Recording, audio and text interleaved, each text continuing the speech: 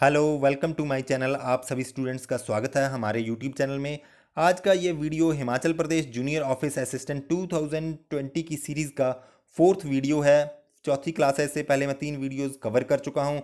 इसमें जो पहले के 3 वीडियोस हैं उनमें मैंने प्री जनरेशन पीरियड को कवर किया है, जैसे अबैकस वगैरह है उनके बारे में मैंने डिटेल में डिस्कस किया है। तो वहाँ से आपके 1-2 क्वेश्चन ज़रूर पूछे जाते हैं। अगर वो वीडियो आपने अभी तक नहीं देखा तो पहले वो वीडियो देखिएगा, और चैनल को भी अभी तक अगर आपने सब्सक्राइब नहीं किया है तो सब्सक्राइब ज़रूर कर लीजिएगा, क्योंकि मैं डिटेल में सारी चीज़ें एंड तक आपके साथ डिस्कस करूंगा, एंड तक आपके साथ बना रहूंगा जब तक आपका ये जूनियर ऑफिस असिस्टेंट का एग्ज़ाम नहीं हो जाता है। तो जूनियर ऑफिस असिस्टेंट का एग्ज़ाम नोटिफाई किया है आपका Himachal Pradesh subordinate service selection commission Hamirpur ने, और इसमें बहुत सारी पोस्ट निकाली हैं और इसमें +2 जो है आपकी क्वालिफिकेशन रखी है। तो सभी +2 वाले बच्चे जो हैं ये एग्ज़ाम के लिए अप्लाई कर सकते हैं। इसमें 120 क्वेश्चंस आपके कंप्यूटर बेस्ड रहेंगे। कंप्यूटर सेक्शन से आपके 120 क्वेश्चंस पूछे जाएंगे, और जीके के जो हैं वो 50 क्वेश्चंस पूछे जाएंगे, जिसमें एचपी की जीके भी रहेगी और बाकी जनरल जीके भी रहेगी। तो इस तरह से आपके 170 मल्टीपल चॉइस क्वेश्चंस पूछे जाएंगे। तो दिखती सी बात है कि आपका कंप्यूटर सेक्शन बहुत ज़्यादा इंपॉर्टेंट है। जिसका कंप्यूटर सेक्शन स्ट्रांग होगा वो ये एग्ज़ाम इजीली क्रैक कर लेगा। और यहाँ पर इस सीरीज़ में मैं आपके साथ जीके के क्वेश्चंस भी डिस्कस करूँगा। तो पूरी की पूरी हम तैयारी करेंगे। यहाँ पर आप बने रहिएगा मेरे साथ। और अगर आपको यहाँ पर पीडीएफ चाहिए होगी या आपको प्रिंटेड नोट्स चाहिए होंगे, वो सारे आपको मैं अरेंज करवा दूंगा। आप मुझे कमेंट बॉक्स में बता दीजिएगा। कोई स्पेशल टॉपिक आपको कवर करना होगा वो भी आप बताइएगा, वो भी आपको कवर करवाया जाएगा। तो आज का वीडियो हम शुरू करते हैं। तो आज के वीडियो में हम बात करेंगे कंप्यूटर जनरेशन्स की। कंप्यूटर जनरेशन्स क्या होती हैं? दरअसल कंप्यूटर की भी उत्पत्ति हुई है, इवॉल्व हुआ है धीरे धीरे। एकदम से जो वर्तमान का हम कंप्यूटर देखते हैं आज की डेट में, उस तरह से कंप्यूटर वो नहीं था। उसका कुछ प्री जनरेशन पीरियड था, और उसके बाद जो है 16th सेंचुरी के बाद का जो पीरियड है, बड़ी तेज़ी से बदलाव आया है कंप्यूटर में। तो उस पीरियड को हम बोलते हैं कि कंप्यूटर इवॉल्व हुआ है, और उस पूरे पीरियड को हमने अलग अलग फेसेस में बांटा है, 5 फेसेस में बांटा है, और उन 5 फेसेस को हम कहते हैं जनरेशन्स। तो ये जो जनरेशन्स हैं, इनमें हर जनरेशन में जब पिछले कंप्यूटर्स को हम देखते हैं तो नई जनरेशन में हम देखते हैं कि वो सुपीरियर है। वो नई जनरेशन के कंप्यूटर ज़्यादा सुपीरियर हैं अपनी पिछली जनरेशन से। तो चाहे हम प्रोसेसिंग की बात करें, चाहे उनकी कैपेबिलिटीज़ की बात करें, नई जनरेशन के कंप्यूटर्स जो हैं वो सुपीरियर देखने को मिलते हैं पिछली जनरेशन से। और इनके लुक्स और साइज़ में भी बहुत ज़्यादा अंतर मिलता है। फर्स्ट जनरेशन के कंप्यूटर आपके बड़े बड़े थे, बहुत ज़्यादा बल्कि थे, बड़े बड़े कमरे के साइज़ के थे, और आज के जो कंप्यूटर उन्हें आप अपने हाथ में भी पकड़ सकते हो।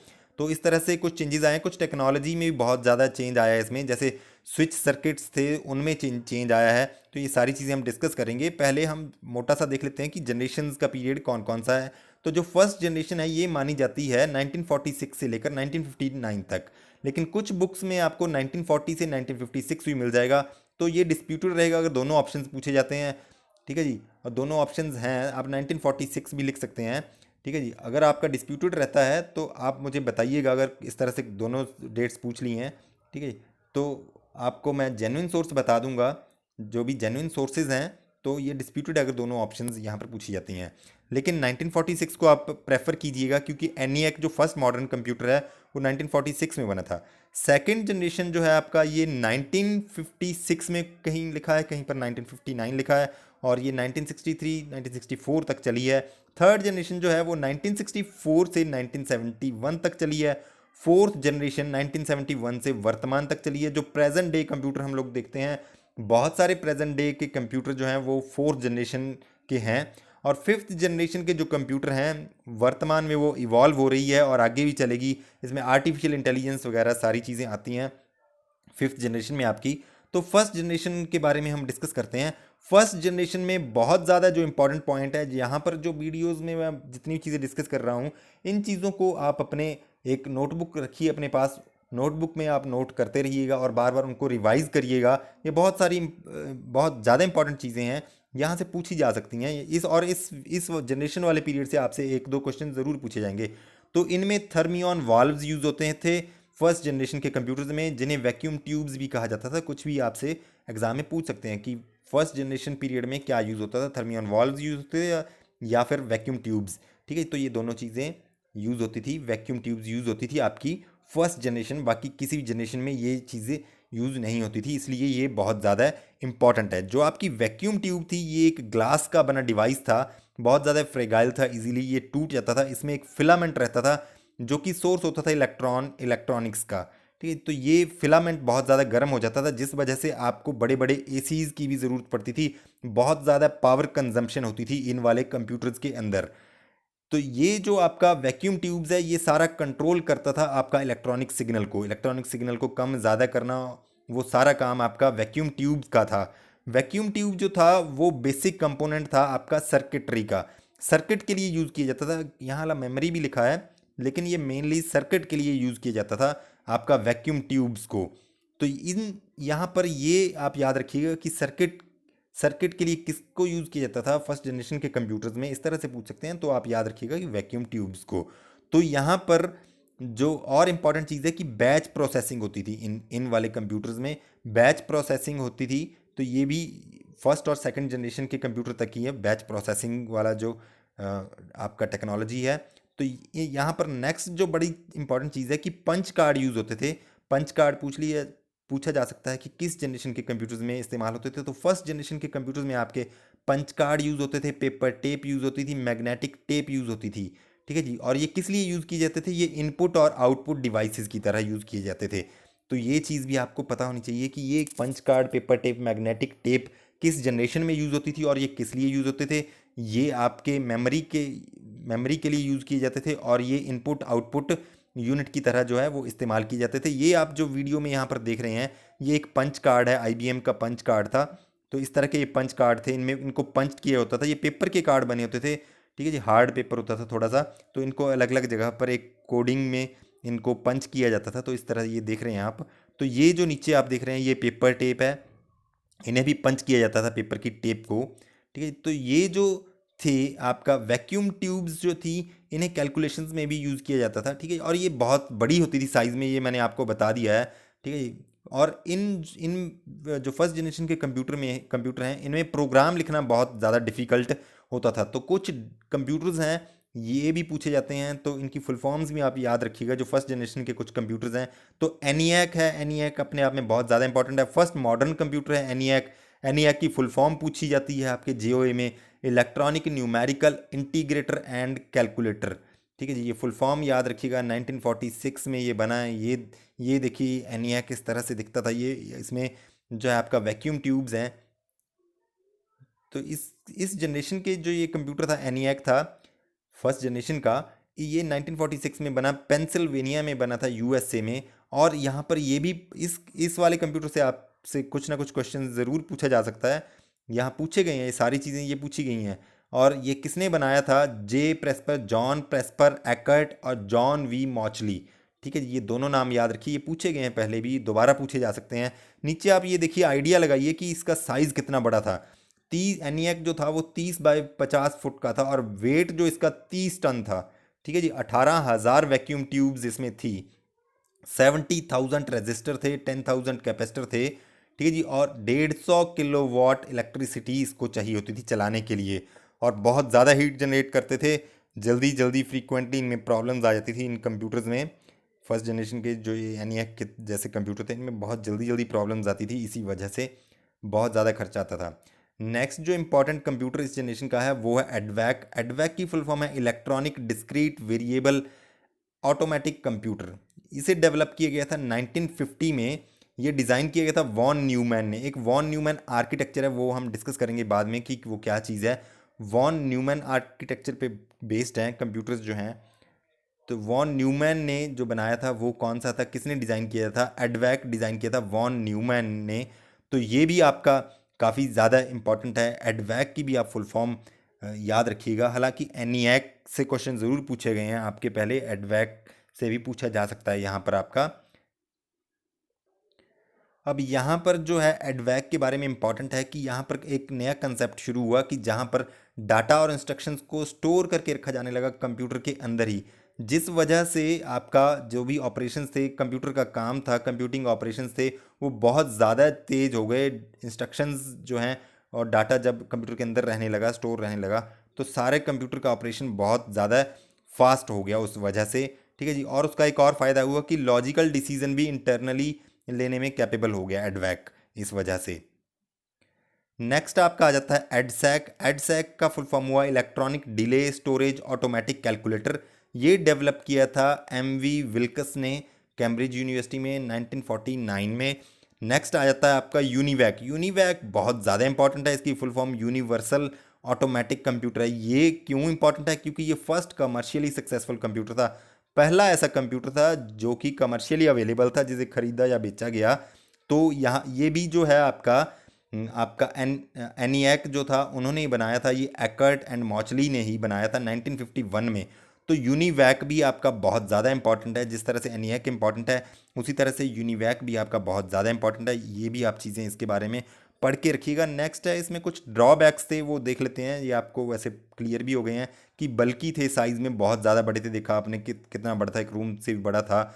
ऑपरेटिंग जो है इसकी स्पीड थी बहुत स्लो थी, बहुत धीरे धीरे काम करते थे। पावर कंजम्पशन देखा आपने बहुत ज़्यादा थी, बहुत हाई पावर जो है कंज्यूम करते थे। ठीक है, लार्ज स्पेस चाहिए होता था इन्हें इंस्टॉलेशन के लिए, कोई ऑपरेटिंग सिस्टम नहीं होता था इनमें। ठीक है जी, प्रोग्रामिंग कैपेबिलिटी थी, ठीक है जी, वो बहुत कम थी, प्रोग्राम वगैरह आप इनमें नहीं बना सकते थे। नेक्स्ट जो है आपका सेकंड जनरेशन के कंप्यूटर आ गए। अब यहाँ पर सेकंड जनरेशन और फर्स्ट जनरेशन में जो अंतर होता है वो है मेन, एक यहाँ डिवाइस यूज़ हुआ, जो इंस्ट्रूमेंट यूज़ हुआ वो था ट्रांजिस्टर्स। आपके फर्स्ट जनरेशन के कंप्यूटर्स में जो यूज़ होता था वैक्यूम ट्यूब्स यूज़ होती थी। अब सेकंड जनरेशन में एकदम से चेंज आया, यहाँ पर ट्रांजिस्टर्स की इन्वेंशन हुई, ट्रांजिस्टर्स का आविष्कार हुआ बेल्स लैब में। और ये जो है ट्रांजिस्टर्स की वजह से एकदम से साइज़ आपका रेड्यूस हो गया, कॉस्ट रेड्यूस हो गई आपके कंप्यूटर्स की, इसलिए यहाँ से आपकी सेकंड जनरेशन मानी जाती है। ये आप पिक्चर में देख सकते हैं, कुछ ट्रांजिस्टर्स के एग्जांपल है, इस तरह से दिखते हैं अलग अलग ट्रांजिस्टर्स। तो सेकंड जनरेशन से संबंधित जो चीज़ है वो कौन सी चीज़ है? ट्रांजिस्टर्स। ट्रांजिस्टर्स पहली बार आपके आए सेकंड जनरेशन में, ये इनकी कैरेक्टरिस्टिक्स है, खासियत जो है सेकंड जनरेशन की, कि इनमें ट्रांजिस्टर्स को इंट्रोड्यूस किया गया, जिन्हें सॉलिड स्टेट कंपोनेंट्स भी आपको लिख सकते हैं, यानी ट्रांजिस्टर और डायोड जो है वो यूज़ किए जाने लगे यहाँ पर। और इसी के साथ जो है मैग्नेटिक कोर स्टोरेज जो है वो यूज़ होने लगी, मैग्नेटिक कोर स्टोरेज। ठीक है जी, ये वर्ड आप याद रखिएगा कि मैग्नेटिक कोर स्टोरेज कब शुरू हुई आपकी सेकंड जनरेशन के कंप्यूटर्स में, आपका मैग्नेटिक कोर स्टोरेज शुरू हुई। तो यहाँ से ये भी पूछ सकते हैं आप। तो यहाँ पर हम नेक्स्ट देख लेते हैं ट्रांजिस्टर्स के बारे में। ट्रांजिस्टर एक डिवाइस है जो कि सेमीकंडक्टर मटेरियल का बना बना हुआ है। तो ये आप याद रखिए कि ट्रांजिस्टर सेमीकंडक्टर मटेरियल के बने हैं, और ये जो है सिग्नल को कंट्रोल करते थे। ठीक है जी, जो भी आपका सर्किट है उसको कंट्रोल करते थे आपके ट्रांजिस्टर्स। और ये इन्वेंट कहाँ हुए थे? बेल्स लैब में ट्रांजिस्टर जो है वो इन्वेंट किए गए थे, और ये पार्ट बन गए थे इंग्रेडिएंट डिजिटल सर्किट्स का।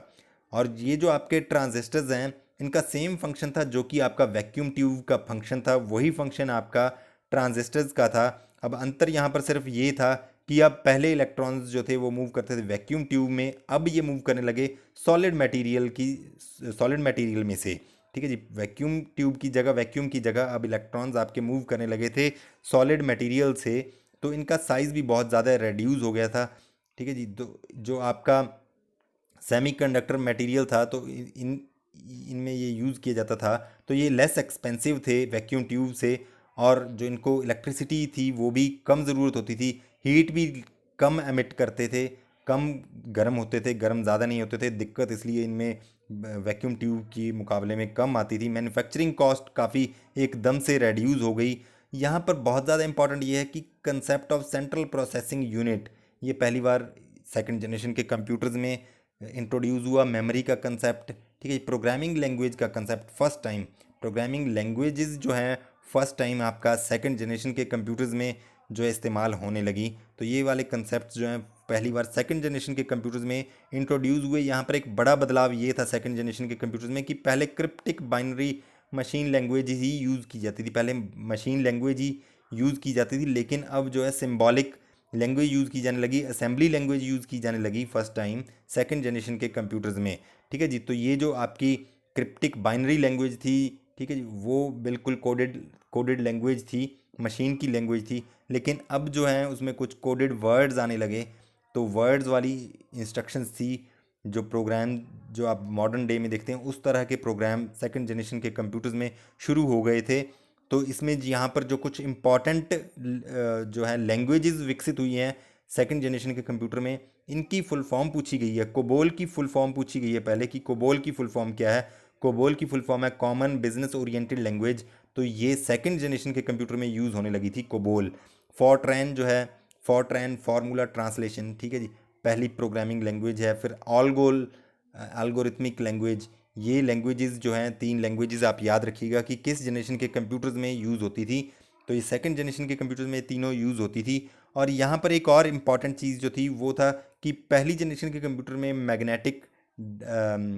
मैग्नेटिक ड्रम यूज़ होते थे, और अब जो है मैग्नेटिक कोर टेक्नोलॉजी यूज़ होने लगी। ये मैंने आपको पहले बताया कि मैग्नेटिक कोर आप याद रखिएगा, मैग्नेटिक कोर टेक्नोलॉजी यूज़ होने लगी आपकी मेमोरी के लिए।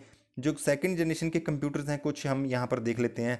आपका IBM 1920 है। It's size was small as compare to first generation computer and mostly used for scientific purposes.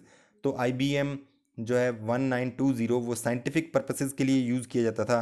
और IBM 1401 था, इसका जो था वो स्मॉल टू मीडियम साइज़ था और ये बिज़नेस एप्लीकेशन के लिए यूज़ किया जाता था। CDC 3600 था, ठीक है जी, इसका साइज़ बड़ा था और ये साइंटिफिक पर्पसेस के लिए यूज़ किया जाता था। इसके अलावा PDP 8, IBM 1400 सीरीज़ के जितने भी आपके कंप्यूटर्स थे, IBM 1620, IBM 7090, IBM के काफ़ी कंप्यूटर रहे हैं यहाँ पर। थर्ड जनरेशन के कंप्यूटर देखते हैं। अब जैसे सेकंड जनरेशन में आपने देखा कि एकदम से ट्रांजिस्टर आए, बड़ा ज़्यादा क्रांतिकारी बदलाव आया आपके कंप्यूटर जनरेशन में, कंप्यूटर की एवोल्यूशन में। इसी तरह से थर्ड जनरेशन में जो है वो उससे भी बड़ा बदलाव आया इंटीग्रेटेड सर्किट्स की वजह से। इंटीग्रेटेड सर्किट्स बनने लगे, ठीक है जी, एक ही चिप पर बहुत सारे ट्रांजिस्टर्स आपके लगने लगे, तो उसे बोला गया इंटीग्रेटेड सर्किट, यानी कि IC chip. Integrated circuit, IC का मतलब है IC को इंटीग्रेटेड सर्किट कहा जाता है, IC चिप्स, ठीक है। तो ट्रांजिस्टर से उनका साइज़ बहुत छोटा हो गया और उन्हें एक सिलिकॉन चिप पर लगाया जाने लगा, ठीक है, जो कि सेमीकंडक्टर की थी।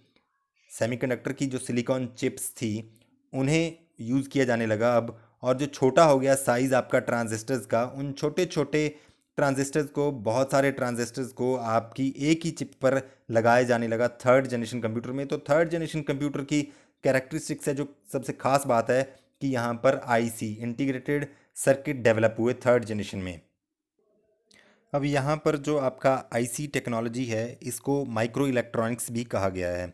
तो यहाँ से आपको ये भी पूछा जा सकता है कि माइक्रो इलेक्ट्रॉनिक्स जो है वो किस जनरेशन में शुरू हुआ IC टेक्नोलॉजी के बजाय।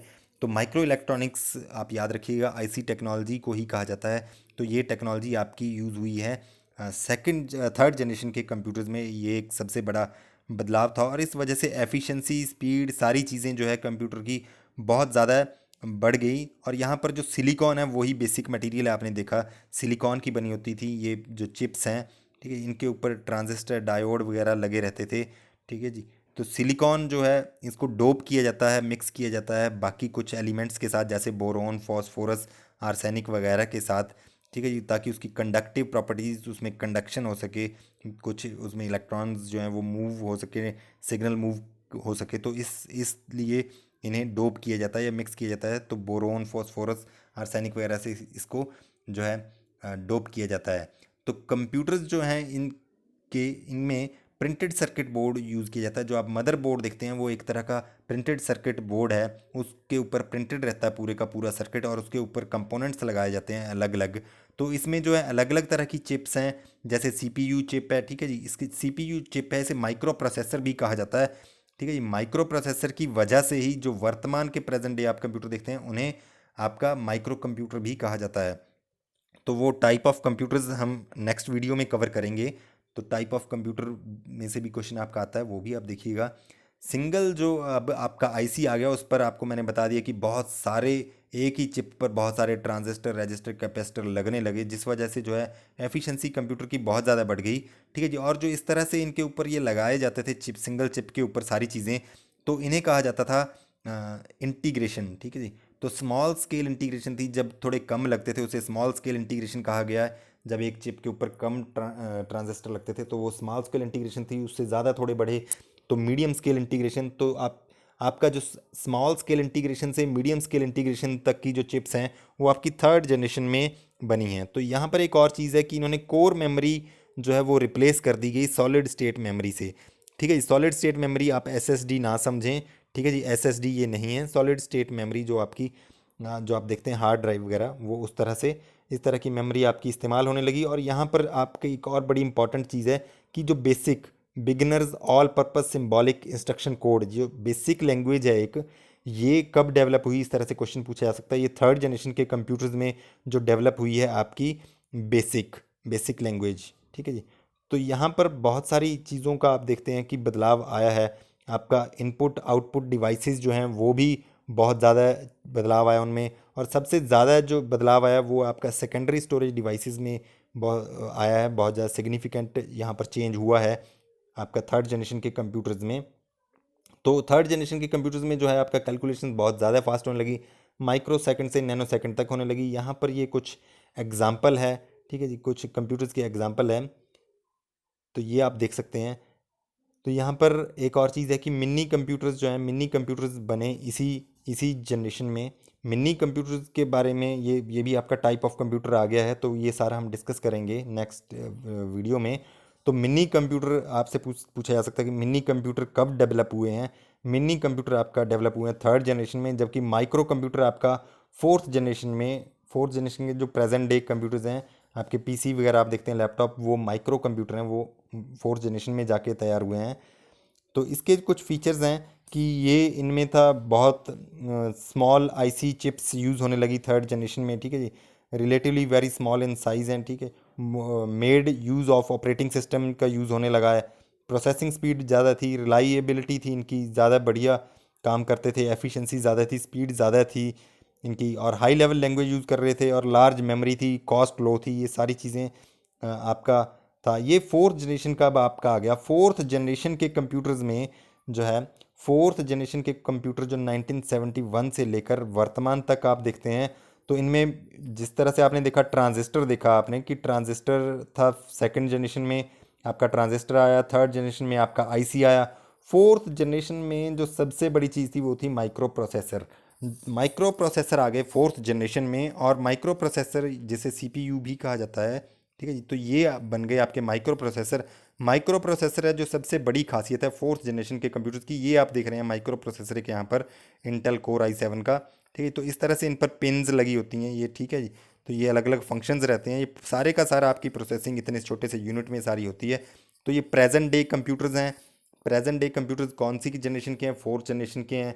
इनमें वेरी लार्ज से लार्ज स्केल इंटीग्रेशन यूज़ की जाने लगी, ठीक है जी। तो ये बस आप ये इतना याद रखिए, इंटीग्रेशन आपको बता दिया कि सारी चीज़ें ट्रांजिस्टर कैपेसिटर वगैरह जब एक ही चिप पर लगने लगे बहुत सारे, तो उसे इंटीग्रेशन कहा जाने लगा।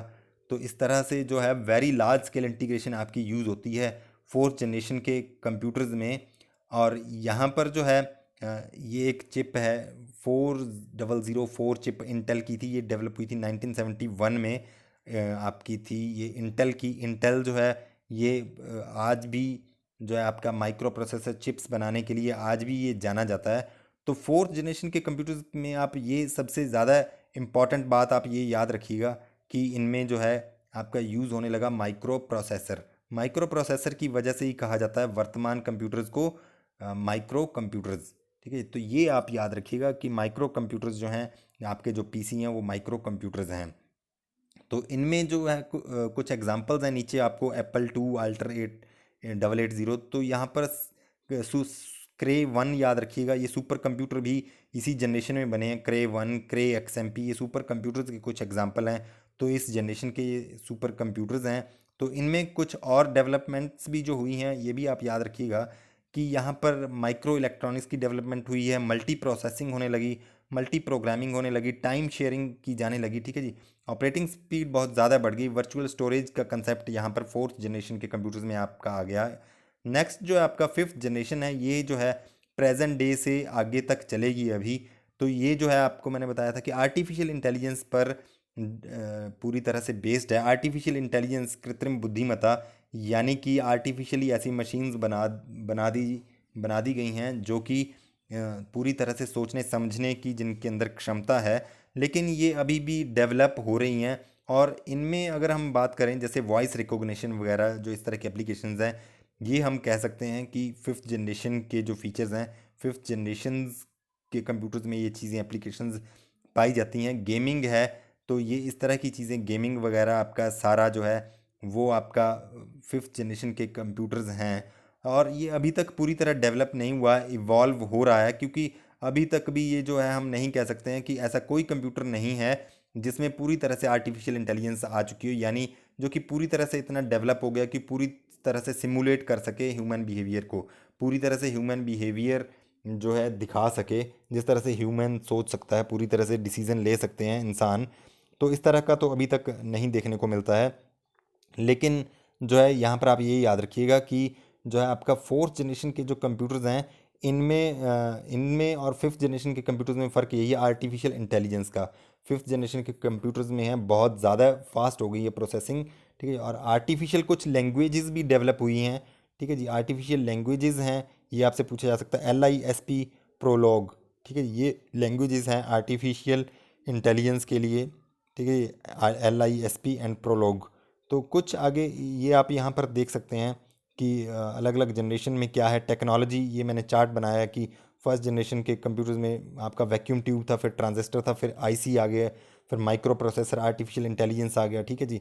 तो ये स्पीड की अगर बात करें, फर्स्ट जनरेशन के स्लोएस्ट थे, 5th जनरेशन के फास्टेस्ट थे। तो ये सिंपल है, कुछ नहीं है। रिलायबिलिटी जो है अभी सबसे ज़्यादा रिलायबल है, फर्स्ट जनरेशन के रिलायबल नहीं थे। और ऑपरेटिंग सिस्टम जो है फर्स्ट 2 जनरेशन में नहीं यूज़ होता था किसी भी तरह का, और बाकी 3rd 4th 5th जनरेशन में ऑपरेटिंग सिस्टम यूज़ होने लगा, ठीक है जी। और सेकंड जनरेशन के कंप्यूटर है वहाँ असेंबली लैंग्वेज यूज़ होती थी, और 3rd 4th 5th जनरेशन में जो आपका हाई लेवल लैंग्वेज यूज़ हो रही है, ठीक है जी। और जो आपका first level language first generation है उसमें आपका मशीन लैंग्वेज यूज़ होती थी, ठीक है। ये आप चीज़ें कुछ देख सकते हैं यहाँ पर। तो ये सारा आपने देखा। और फर्स्ट और सेकंड जनरेशन के जो कंप्यूटर है ये आपको बताया एनालॉग कंप्यूटर्स हैं आपके, ठीक है जी। लेकिन जो आपका फोर्थ और 3rd 4th और 5th जनरेशन है वो जो आपका है डिजिटल कंप्यूटर है। तो आज का आपने ये जो वीडियो देखा इसमें हमने पूरा जनरेशन्स के बारे में डिस्कस किया है डिटेल में। और अगर आप का कोई क्वेश्चन होगा तो आप कमेंट बॉक्स में पूछ लीजिएगा, कोई टॉपिक कवर करना होगा वो भी आप बताइएगा, वो हम अलग से वीडियो बना लेंगे। और अगर अभी तक भी आपने सब्सक्राइब नहीं किया है तो सब्सक्राइब ज़रूर करिएगा वीडियो को, और लाइक करिएगा, शेयर कीजिए दूसरों के साथ, ताकि दूसरों को भी ये जानकारी मिल सके, दूसरे लोग भी तैयारी कर सकें। उम्मीद है आपको आज का ये वीडियो पसंद आया होगा। धन्यवाद।